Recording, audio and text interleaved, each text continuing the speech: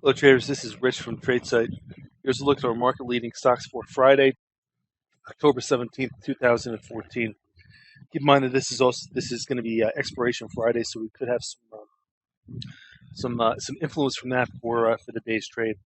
Right now we've got a little bit of a buy side bias here on the Nasdaq patch. You can see there is a lot of movement again. Got a fair amount of volume, though not quite as good as yesterday, and there's a lot of deviations here. So definitely take a look at these and see if any of them are of interest to you, because there's definitely plenty of energy in the market. As always, just make sure you're working with market directional support for your trades.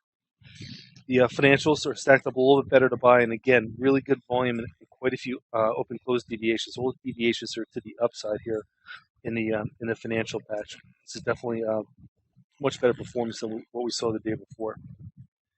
Energy names finally got into gear. We got a little bit of a turn in oil futures. We're only up to 82 and 3/4, but it definitely is a different look than we've had with crude futures being in a free fall previous to this.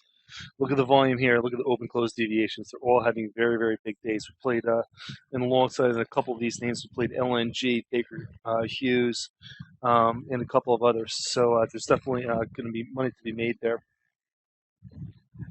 We got the generals. The generals are actually less strong than the Nasdaq side. We're kind of paired off here as far as signals go, which is a little bit disappointing.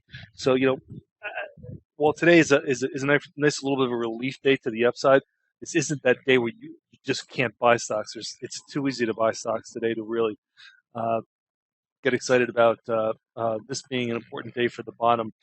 Could be part of the equation, but we're gonna need a little bit more than this probably to finish things up.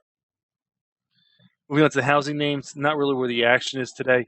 Got open close deviation in Home Depot and Hovnanian, but nothing really too extreme. American Airlines does have an upside CPS. That was 7.5% above the day's open. These are big numbers, and we don't see these very often. But 7.5% above the day's open on good volume, and UNP 6% above the day's open as well. In the commodities, while the oil stocks and the energy stocks are in motion, the mining stocks haven't really done too much, and even the agricultural names really haven't done too much. We're basically just paired off here on both sides. All right, folks. As always, thanks for listening. This has been Rich for tradesight.